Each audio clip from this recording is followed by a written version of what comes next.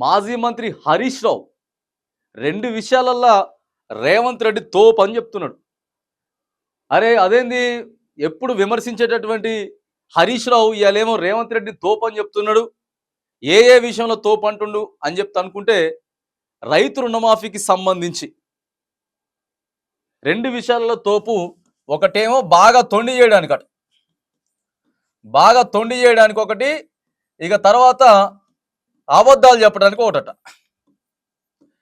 అబద్ధాలు చెప్పడానికి తొండి చేయడానికి రెండిట్లలా ముఖ్యమంత్రి ఫస్ట్ అని చెప్తున్నాడు. ఇక రైతు రుణమాఫీకి సంబంధించి సవాల్ ఇసురుతున్న రైట్, ఇక నన్ను రాజీనామా చేయమని చెప్తున్నావు కదా, చర్చకు మేము పిలుస్తాం, నువ్వు వస్తావా లేకపోతే నువ్వు పిలిచిన కాడికి మేము వస్తాం అని చెప్పి డైరెక్ట్ సవాల్ విసురుతున్నాడు. ఇక ఈయనతో పాటు party KTR, working president KTR కూడా సవాల్ విసురుతున్నాడు. హరీష్ రావు కేటీఆర్ ఇద్దరు ఏమని చెప్తున్నారంటే, ఇక నువ్వేం బాగా గఫాలు కొట్టుకుంటున్నావు కదా, పెద్ద పెద్ద ముచ్చట్లు చెప్పుకుంటున్నావు కదా, రైతు రుణమాఫీ చేసినా అని చెప్పి ఇప్పటికీ 31,000 కోట్లు చేయాలి. ఏది 47,000 మంది రైతులకు చేయాలి. నువ్వు చేసింది కేవలం 17,000 కోట్లే చేసినావు. మరి ఇంకొక 14,000 కోట్లు ఏడబెట్టిర్రు. కేవలం 22,000 కోట్ల మందికి అయింది. 45 లక్షల మందికి కావాల్సినటువంటి రుణమాఫీ కేవలం 22 లక్షల మందికి అయింది. ఇంకొక 25 లక్షల మంది ఏడబోయిరు రైతులు. ఆ తర్వాత ఈ 31,000 కోట్లలో 17,000 పెడితే 14,000 కోట్లు ఏడబోయినాయి.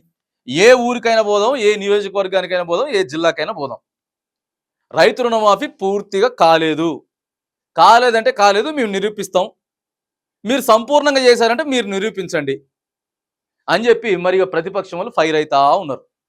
తొండి చేయడంలో, అబద్ధాలు ఆడడంలో మన ముఖ్యమంత్రి ఆయనే సాటి మరి అని చెప్పి సవాల్ విసురుతా ఉన్నాడు. మరి ఇక దీని మీద ముఖ్యమంత్రి గారు ఎట్లా స్పందిస్తారో చూడాలి. ఎందుకంటే అనేక మంది రైతులకి రుణమాఫీ కాలేదు. రైతు బంధు, రైతు భరోసా డబ్బులు ఇవ్వకుండా ఆ కొన్ని పైసలు తీసుకొచ్చి ఏడబెట్టిండ్రు అని చెప్పి మరి హరీష్ రావు మాట్లాడుతూ ఉన్నాడు. దీని మీద ఏం సమాధానం చెప్తారు? డిసెంబర్ 9 అని చెప్పిండ్రు, దాన్ని ఆగస్టు 15 చేసిండ్రు. ఆగస్టు 15 వరకు సగం మందికి పైగా, అంటే ఒక 60% మంది రైతులకు రాలేదు. చాలా కంప్లైంట్లు ఉన్నాయి. మీరు ఏ ఊరికి వచ్చినా చూపిస్తారు, రాండి ముఖ్యమంత్రి అని చెప్తున్నాడు.